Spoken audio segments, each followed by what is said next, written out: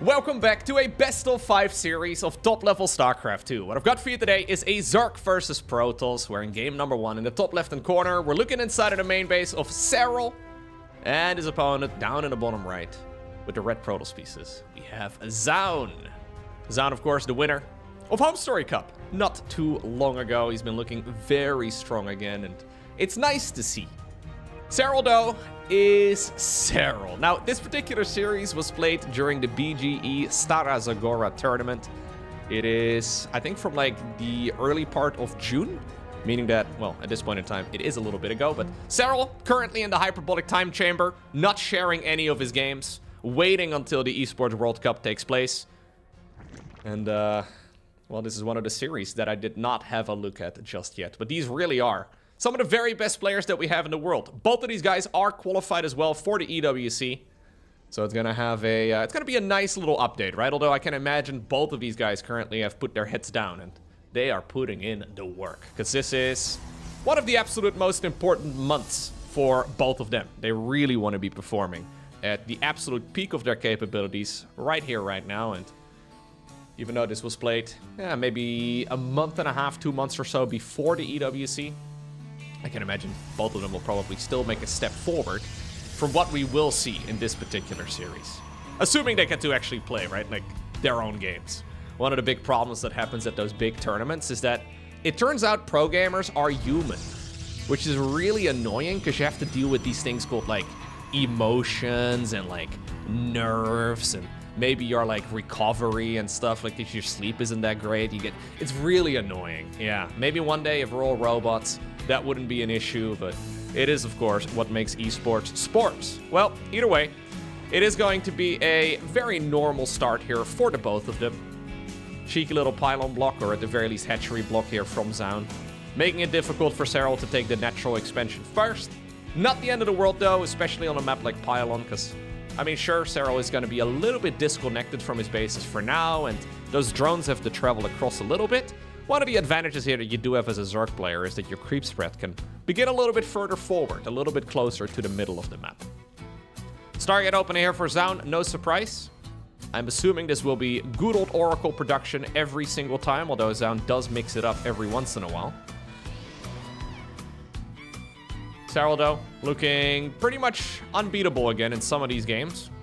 Even though earlier this year he did have some issues against some Protoss players. In the few games that I have seen him play since, it looks like he's a little bit angry. How much damage can these adepts do? Ooh, one drone. For some reason, no reaction there from Serral. Giving up on that drone. I guess he was busy microing those Zerglings here, and he did end up getting a bit of vision there on the Stargate, and if he's really lucky, he might be able to get a probe. Unlikely, though. Now with the adept chasing this down, and that'll be the end of Lenny. Goodbye, Lenny.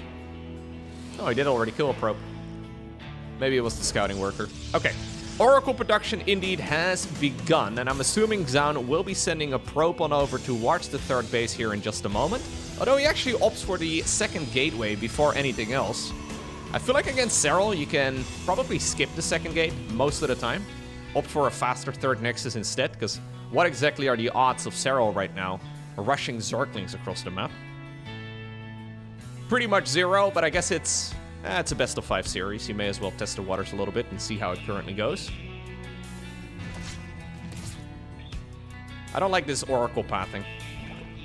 Like, where are you going to go with the Oracle? You know, like, you force your opponent to take the third base as their first expansion. So if you fly in from the right, where are you going to take the Oracle? Unless you assume that there's going to be drones mining over at that, well, the late natural expansion, it doesn't really make a lot of sense. I feel like you have to go the other way around. Anyways, Zoun kills one of the overlords here with a Void Ray. Twilight Council goes down, but no Forge. Could technically be Glaives. Yeah, maybe it is. Where are we warping in those adepts? Oh, we're warping them in over at the third. Fair enough. What are we gonna make? Charge! Alrighty. Charge without +1 melee, though? Okay, let him cook. We'll have to see exactly what the plan is. +1 melee is really good on Zealots because it allows them to 2-shot Zerglings rather than 3. Which makes a massive difference in these early game battles. There's a good chance, though, he won't be fighting Zerglings. Roaches are going to be Serral's next weapon of choice. Robo Facility, though, on the back of this, together with a whole lot of gateway production. Yeah. Are we just doing, like, a good old... Like, effectively, like a 2-base all-in? Is this 3rd base fake? He's got some workers for it, but I think Zoun is really not planning on making too many probes for it. Serral keeps scouting, though. And if Serral can sniff out that indeed the worker production has halted, he is going to immediately switch to non-stop unit production. He can't really see, though, but he will maybe be able to spot that there's no probes. Okay, there's a probe moving across. A couple of workers, indeed, have been queued up. Zoun really prioritizing the gateway production, though. Spire starts up for Serral. That is not what he needs right now. Obviously, Mutas are good against Zealots, but this is not going to be in time. How many gateways do we have? 9 of them in total. Zoun is doing a good old, well, like 2-base and a little bit, 9-gate all-in. This is one of those great attacks that you can go for because it doesn't even require micro. Like, this is the type of build that you just kind of... Well, you just A-move and you hope for the best. Spire gets cancelled. Serral walls himself in, but there is still a large gap. Yeah, it's not going to be easy. Is there enough for Serral to try and deal with this right now? There is urgency here, though, for Zoun. He really can't chill for too long. Serral tries to force these units back into the choke point so he can minimize the amount of surface area that the Zealots get and maximize the amount of derpage. A couple of the drones over here as well join in the fight. Big warp in again, though. Lots of Zealots are going to be joining the fray. Void Ray will stay alive for now. Prismatic Alignment still good here against the Roaches, and I think this is indeed going to be enough to seal the deal. I mean, maybe reinforcing Zerg units here can clean this up, but this is already so much damage done. And it's not over yet. I always like it, man, but the top level players in the world just go for like some of the easier all-ins. Like, this is really, like, jokes aside, it really is just mostly F2A move. Like, it's mostly all army hotkey and attack move, because you really have no easy way to micro your Zealots more optimally than that.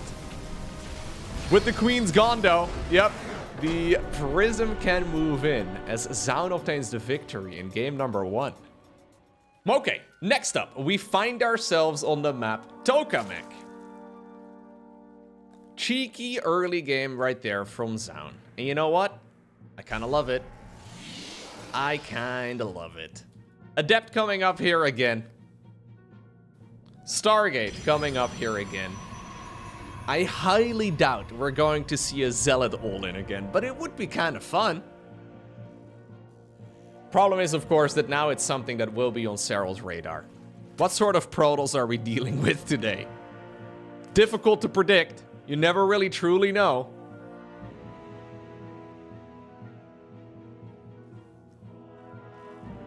A lot of the Protoss players on the European server like to go for the more macro-oriented style, right? A straight-up 9-gate Zealot all-in with, yeah, for all intents and purposes, a fake third Nexus.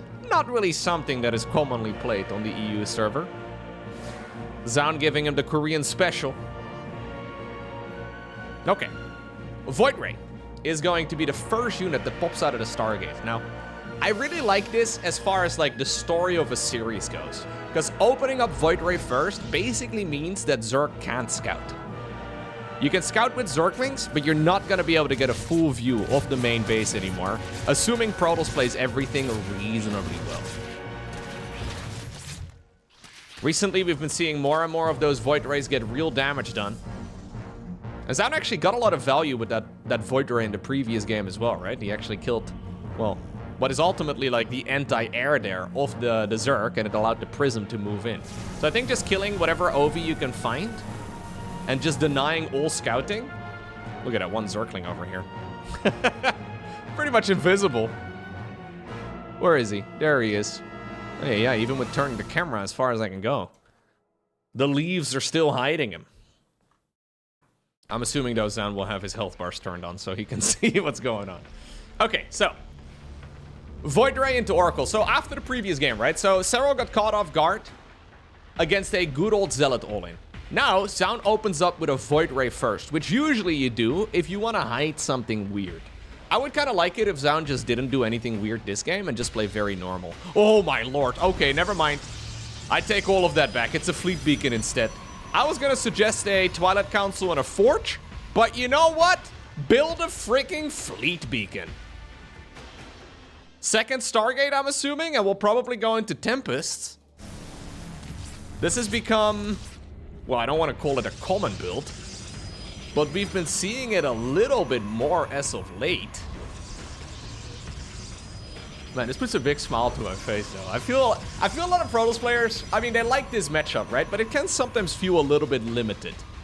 Feels like the options are usually Blink together with +1, right? That's what we see from the very best Protoss players in the world most of the time, and sometimes it kind of feels like that is your best choice. Carriers? No way! Why would we go Carriers if you can go Tempests? No, but seriously though, why would you go... So the reason we see a lot of Tempest production these days is that they made the unit 1 supply cheaper. Doesn't sound like a big deal, but they have really stolen the show here. A lot of Protoss players no longer enjoy going into the Carriers because they're just not as good. At least relative to the Tempests. They're still good. This is a very high-level Gold League build right here from Zoun. Yeah, Serral doesn't trust anything. Serral's been playing against a lot of Protoss players lately, I'm sure. Especially on the ladder, that pull all kinds of tricks off. He's been checking out what's going on. All he's seen is a few adepts. Keep in mind, though, in the previous game, I'm going to keep repeating it, Serral died to a Zealot all-in. And what does this look like right now from Serral's point of view? What are you playing against? Very difficult to predict. Well, he sees a gas mining over at the third. Is it fake? Could be. Are you just about to get overwhelmed by Zealots again? It's a little bit late for that now.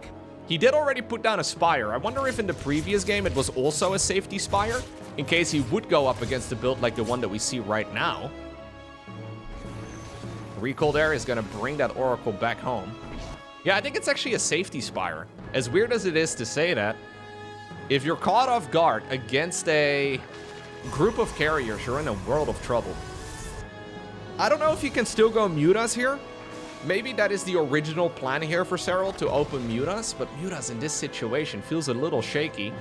Instead, we're going Nematized Carapace, that is Overlord speed. Alright. Carriers, by the way, still undetected. No, Zoun! Go back! No! Go back in... Okay, good. I think you just keep them hidden as long as possible. There's really no reason to reveal them, is there?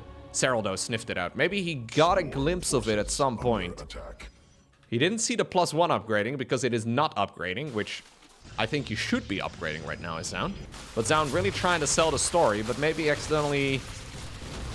Maybe there was a leak, you know? Maybe one of the Carriers accidentally... Why do we have it misrallied? Like, why do we have the Carriers rallied over there? What's the point? Anyway, Serral has started producing... I can't imagine this is blind. He has started producing a lot of Corruptors. He's recognized at the very least that something is off. I don't know why we have been... It's so silly to be hiding Carriers and then to, like, have one of them leak forward because of a rally point. That's so silly.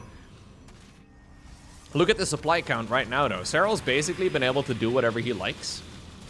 Full army hotkey to bring the hallucinated Phoenix back home. This is a scary push. We have a Queen Corruptor, Roach Ravager, Zergling attack. Serral almost biling down his own Corruptors there. That would be suboptimal. But the Overlords are here to provide a little bit of a creep highway too. And I think with Transfuses, this attack here from Serral is going to be really hard to hold. There is one Void Ray with Prismatic Alignment, but look at the Queens transfusing the Corruptors. Honestly, what a brilliant attack right here from Serral. This is going to absolutely destroy this Protoss army. It's the perfect timing attack. GG. Honestly, a very intelligent game right there for Serral. Because he, I don't think, ever saw the Carriers. He never truly had confirmation as to what the opponent was going for. But I guess he had like a mental checklist. And the only two boxes that were still open were either like quick Carriers or quick Tempests. And in both instances, Corruptors are indeed the correct choice. It would be really awkward, though, if you show up on the other side of the map with your Queen Ravager Corruptor armor, and well, there's no flying unit. That would be really weird. At that point, Zoun could just counterattack immediately and probably win the game, because that's too many Corruptors that wouldn't be able to achieve anything, but I guess it was really the only option left in Serral's mind. So what did he see? He saw the timing of the gases at the third, he saw the timing of the fourth nexus as well, and I guess he saw the lack of any sort of aggression there from Protoss. So the norm is to follow it up with blink control, or with a charge slot push, or maybe glaive the depths or something like that. And if you don't see any of that, right, if you assume your opponent has skipped that, the fourth nexus should be quicker. But if the fourth nexus is late, and you don't see Twilight Council aggression, maybe that is all the information he needs to then deduce from that it indeed has to be some sort of Skytles all-in? It's also been quite popular, I guess, in 2025 so far. We've been seeing it a bunch. So maybe that's the reason why, but that was a... yeah, very intelligent play there from Serral. He just knew, even though he didn't know, like he knew. Is he a prophet? Lisan al-Gaib. No, they call Clem the Lisan al-Gaib. Maybe Serral can be Shai Hulud or something. No, wait, no. We need some Warhammer references. Yeah, he can be the Omnissiah. He can be the Emperor. Whatever he needs to be. But honestly, that was a sick play. Man, I can already imagine myself doing an attack like that, and I show up with my Corruptors, and it's a freaking, like, double Robo Immortal all-in, and I show up with my stupid Corruptor. I show up with my Corruptor all-in, and they have nothing to shoot. I would be able to embarrass myself like that. Anyways. This time around, it is going to be a Twilight Council for Zoun. We did have double Oracle production. They haven't really done a whole lot. Again, no Forge, although he plants it down now. Okay. So I'm assuming Blink. Maybe? I don't know. Okay. I don't want to make any assumptions about what Zoun does.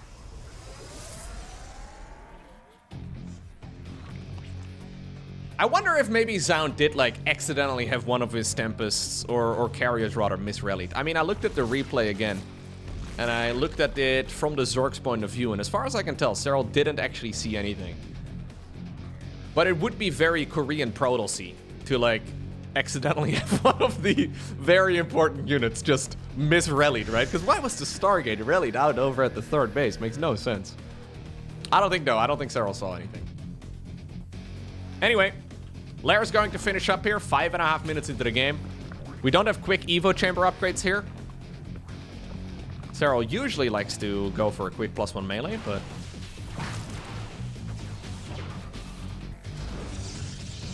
gonna be a Hydra then. Okay. Fourth hatchery already building in the top right-hand corner of Incorporeal.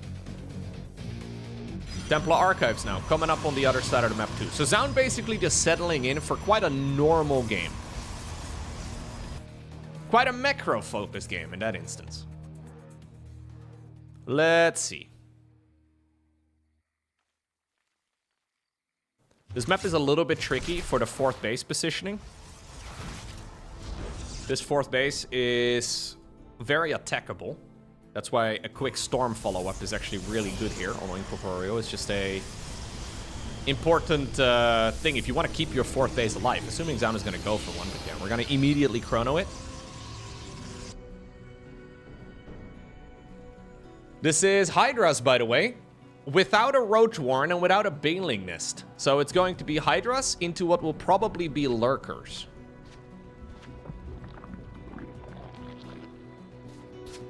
Oh, well, that is sloppy. Bunch of Hydras without upgrades. Even they seem to be quite surprised about it. Look at them slithering around. Ay, ay, ay.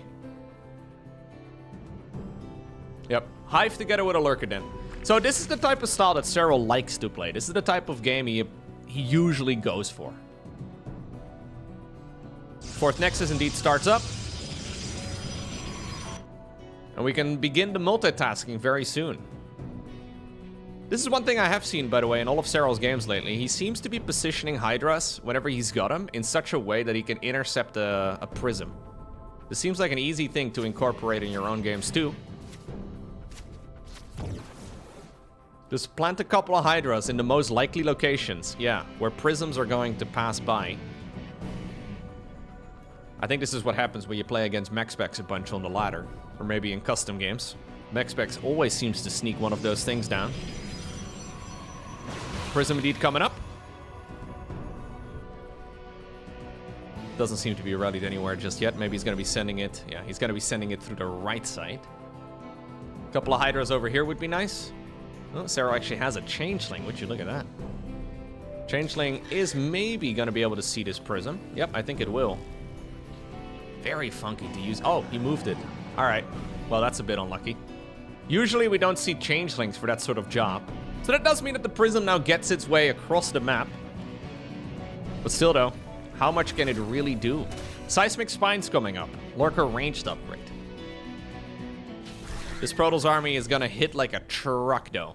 At this point, obviously, Storm is done, and the 4th base is secured nicely. Zergling counterattack over here also gets intercepted. Observer up in the air.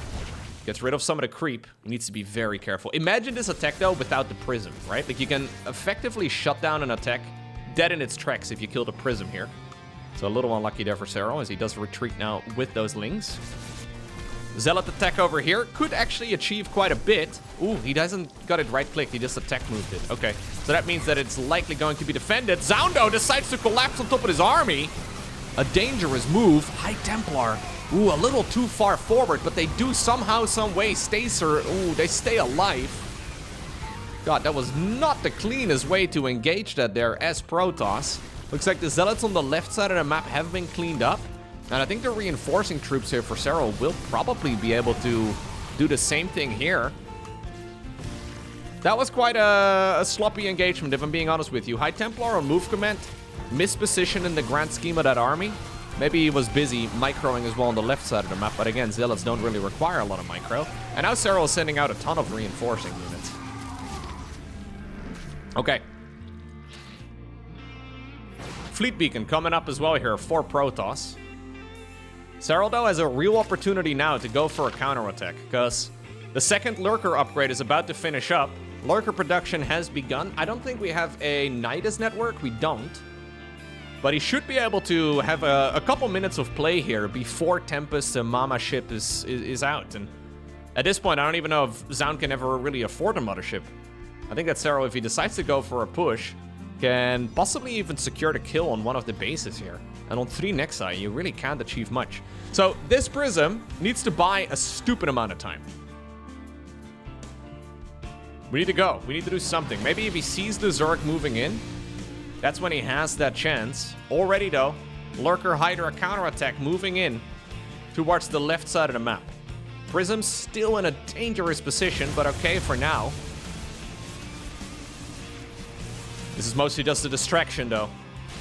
Looks like the Zealots indeed are now spotted. Prism still somehow surviving.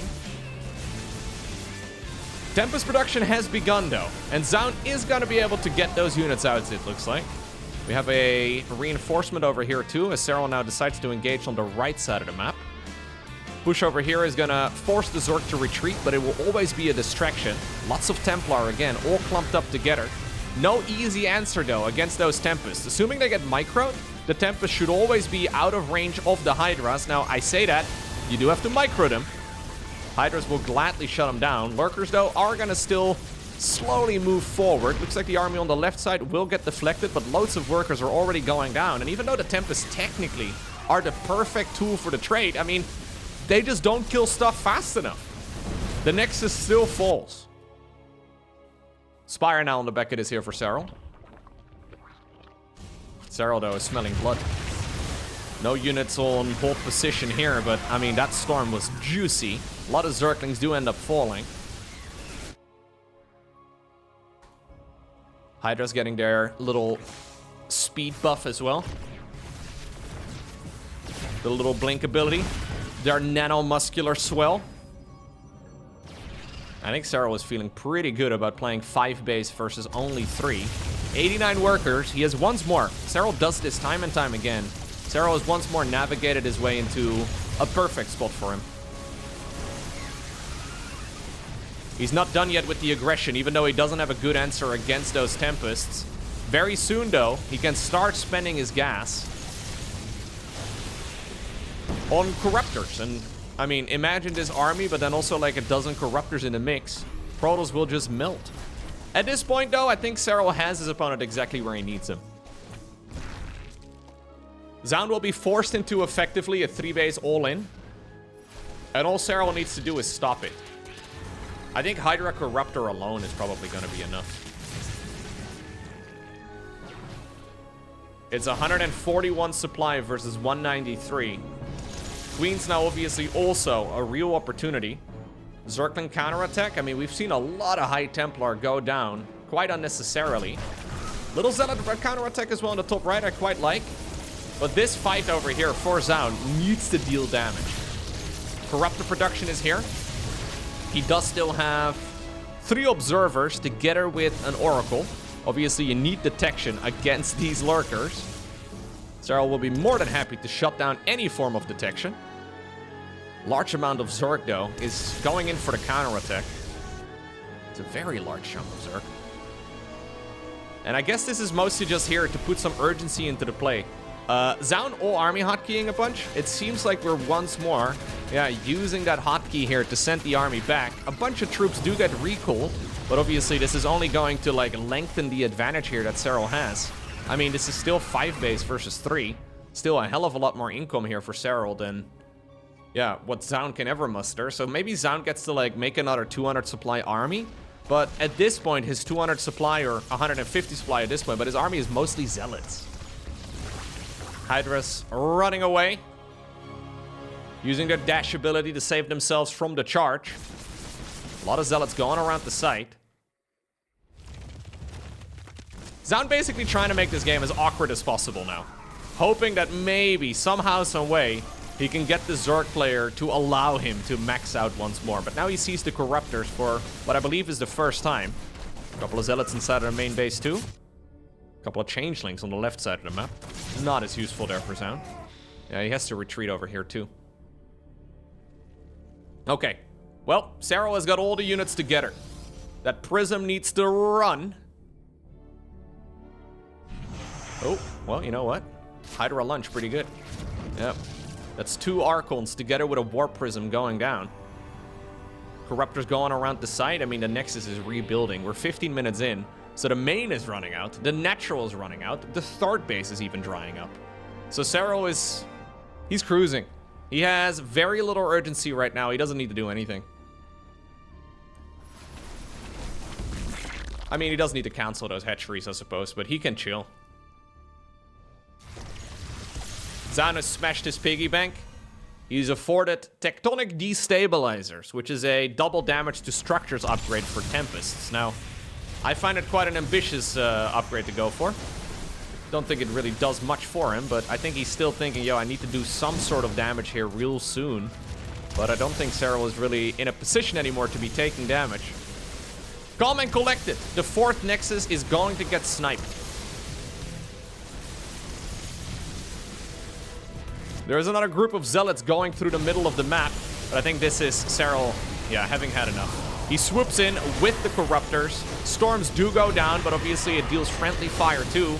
So he's dealing as much damage to his own units there as he is to that of the Zerg. And even though there is a Zealot run by here and it does kill some workers, I mean, Serral is cruising. Yeah, tough game here for Zoun. He kind of, missed-microed over here, right? With that, that first big push he did with the High Templar on move command and a bunch of the units just not optimally controlled, and Serral has just been comfortable ever since. Okay, next up, we find ourselves on the map Persephone. Yeah, Serral looking quite powerful in that previous game, not really running into any issues.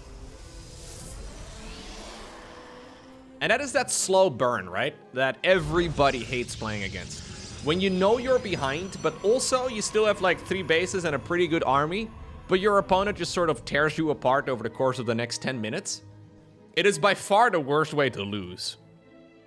I mean, obviously, objectively, right, it's just a loss or a loss. But mentally, those type of losses feel way worse. When you know you're losing and you're still losing and you're trying to come up with win conditions and you're really trying your best, but you still just kind of lose anyways. It just takes 10 minutes for your opponent to rip off the band-aid. I think in a tournament setting, it's actually a brilliant way to play it out. Do as much mental damage with your victory as possible, you know? Make your opponent really regret move commanding on creep.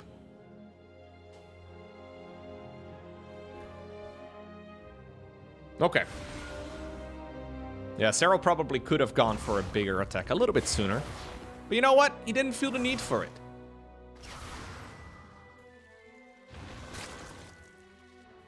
The 2 adepts are here.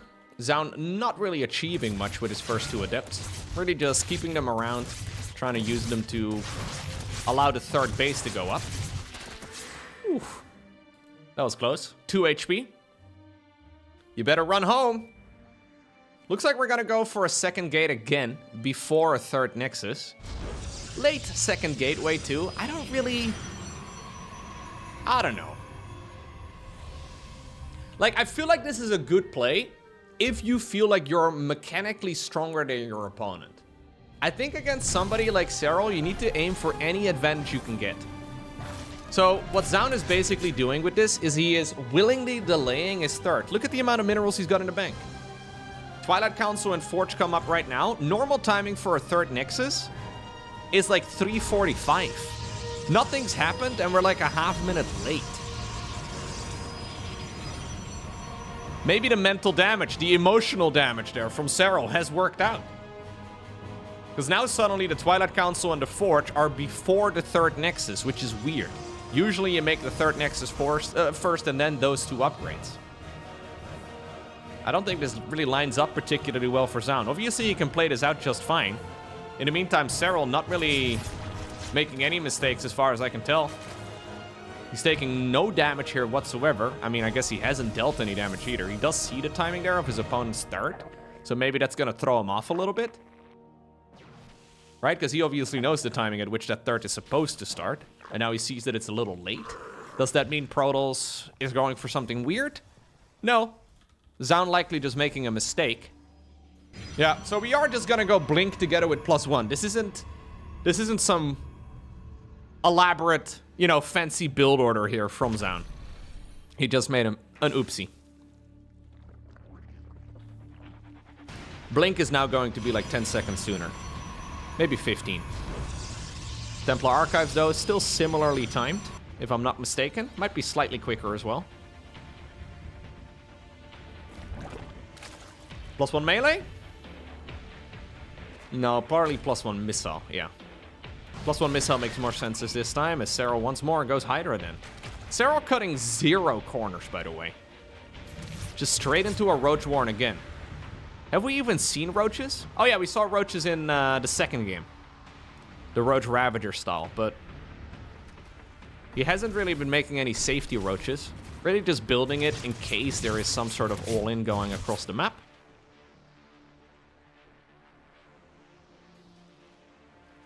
Okay, Infestation Pit right now on the back of this, together with a Robo Facility in the meantime on the other side of the map. So let's see, how much damage can we do with these early Blink Stalkers? I'm guessing probably not much. So now we're effectively, right, what this comes down to, Zoun is effectively displaying a pretty normal game, but he's put himself behind a little bit.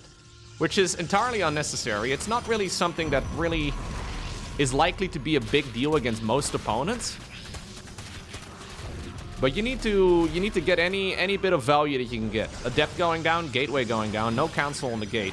Stalkers do show up right now. Templar Archives, though, is going to get the Storm going. And it looks like we're going to go straight into the +2. That I do like. And then also a quick charge. Do we build a 4th Nexus? I guess we do, yeah.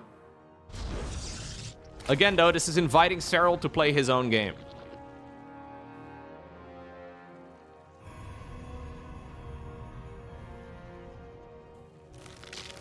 So Hive. I mean, we're 7 minutes and like, well, a half minute or so into this game.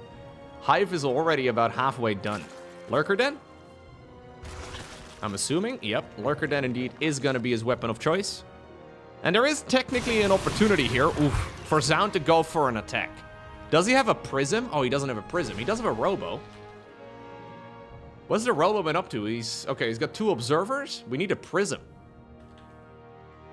Oh, we go Fleet Beacon instead? Okay. Yeah, Zoun is doing, like, all of the things, but all of it feels very disjointed. Because if he wanted to go and do this, we could have done it a little sooner, and maybe we could have skipped some of the other things. But now, we end up with a pretty delayed 4th Nexus, or at least everything just feels slow.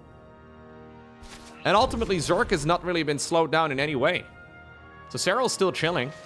Lurker upgrades are likely going to be hitting the battlefield in a moment. He sees the Zealot run by on the right side of the map. Already, units are heading on over in that direction.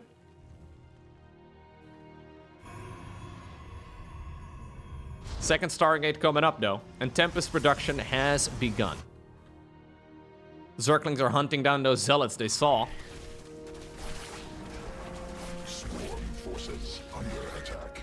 Now, this is still a nice position to defend, right? Ultimately, if Zoun maxes out, none of this really matters much.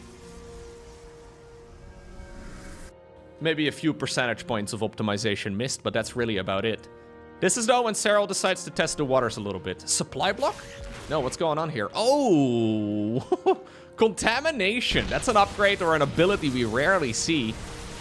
I was wondering why that Tempest wasn't moving on the production tab. Some nice storms going down, though, here for Zoun. Lurkers still trickling in. Some nice stasis wards as well, actually, slowing down the advancement. But you need Tempest here. Without Tempest, those Lurkers feel like they're unkillable. And that's, of course, why the contamination is so freaking powerful. Zealot run by as well on the left side, getting cleaned up after the Zealots on the right side get cleaned up. Looks like the sentry was a little bit too far forward. Tempest now, though, are here. Come on, buddy. Show up a little quicker. There we go. So Zoun can start working away at those units. Nice blink forward. Good storm. Zealot run by on the left as well. Okay. Zoun defends everything. He does lose a few units, sure, but his economy is still fine. He's probably going to be looking for a Nexus, though, in a moment. But yeah. Resources lost. This is not a bad situation for Protoss, but he's not out of the woods just yet, though, because there's another attack coming in on the left side this time around. Again, as soon as the Lurkers are within range, it's so tricky to get them out of here. There is still an Oracle. Oracle, where are you? Buddy, you're needed. You need to throw a Revelation over at the 4th. Okay, that's what he's doing right now. That's this queue up that you can see. He needs to see those Lurkers. In the meantime, a Zergling run by, a couple Lurkers over there too. Nexus dies. This was so freaking slow that, like, the Nexus itself falls. Lurker over here still going to town as well, and Serral might be a little bit behind in the supply count. He's doing just fine in all of those engagements. The Mothership is coming up, and I feel like maybe going for like one big push is actually the best way to move forward here for Zoun. He's got a banger of an army, but he hasn't really been scouting, so I don't think he knows. It's hard to tell exactly what the supply count of Zerg is going to be at this point in time, but I feel like this is a perfect opportunity for Zoun to go across the map and test the waters. I might be mistaken though, but I mean, it's probably the best chance he's going to get. Instead, we're rebuilding the 4th base. Serral is going for a whole lot of Dropper Lords, and now he begins to Spire too. Creep spread still looking pretty good.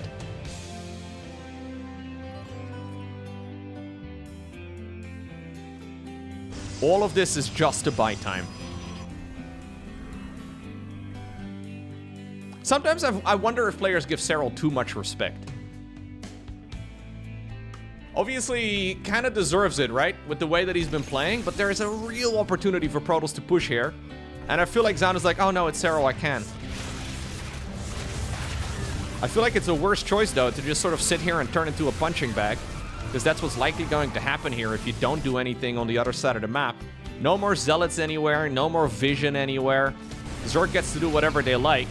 He's effectively hoping that Serral is going to overextend, which may happen, but it's not very likely.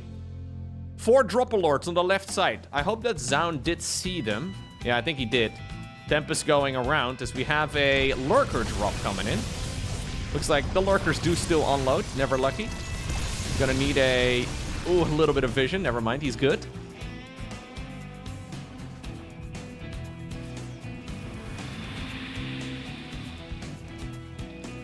+1 air weapons. Now coming up for Serral, who previously was sitting at like 70-something workers, and it didn't really look too comfortable for him. But now he's gotten back up to 86. He's got effectively most of his side of the map taken. And he's got Protoss exactly where he needs him to be. Stuck on just 4 bases. Not even easily taking the 4th. Rebuilding it, right? Only just now finishing it up again. Carrier production begins here for Zoun. I don't hate it, especially if we can do this in combination with the +2 air weapons, but... yeah, what happened to the Zoun that we saw in game number 1, where he was like the one who was not afraid to move out onto the map, and he was aggressively pushing? Zoun is like, oh no, please don't hit me. Oh no, please don't hit me. I'll give you my lunch money, Serral. Just don't hit me again. Well, Serral's gonna hit you, and he's gonna take your lunch money.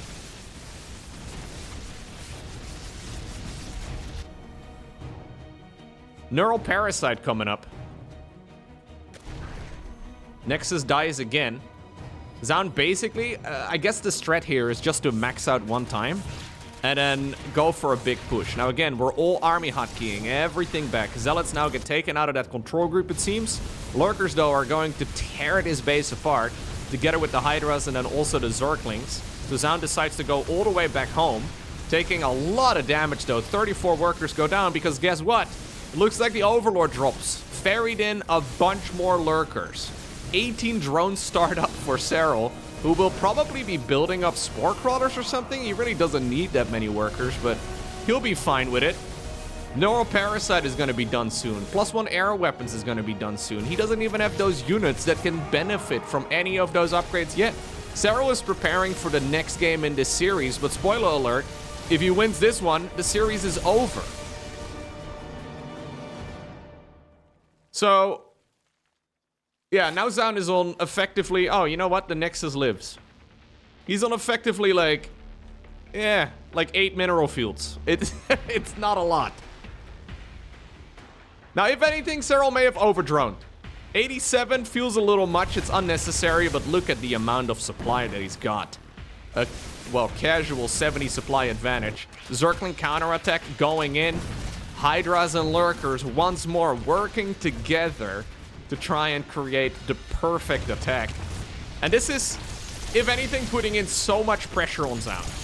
Ultimately, the win condition in a game of StarCraft 2 is to destroy your opponent's structures, and Zoun is basically going for the slowest slow push of all slow pushes, right? This is where all of his structures are. There are no other structures. There's a probe over here. That could be a saving grace. Serral decides to just give up on the base. He realizes what he is doing right now, and he does not need to overextend anywhere. Yeah, it's still a scary Protoss army, but these are all the final structures of Zoun. They're all over here in this corner of the map. Honestly, where's that probe? That probe is gonna move, yeah. I feel like this is the right call. Zoun needs to keep that worker alive if he plans on ever winning a base race, because it will need to construct a new structure. Main base is getting torn apart. Zoun is never gonna go home again. This army needs to win the game over the next couple of minutes. Now, this is a scary Protoss army. It is not an army that can really be easily cleaned up. Hydralisk then goes down. Nexus starts up at... oh, underneath an Overlord. God, Serral? Jeez. Why do you have a... oh. Dude, the fact that there's an Overlord here and he sees this... that is like a freaking, like, 3 minutes of anticipation. Like, he knew that this was... ay, ay, ay, ay, ay. GG.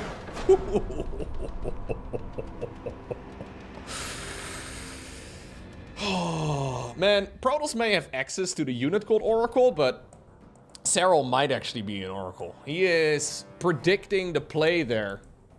Minutes down the line, it seems. Maybe he got a little lucky. That could also be. Maybe he just had an Overlord over there, and it just happened to be that, you know, that's where Protoss was going to be expanding to next, but... Brilliant game right there from Serral. I don't think you can really criticize this final game in any way for the Zerg. Maybe he was a little overcommitted, but Zoun played way too cautiously, and he, well, immediately paid the price.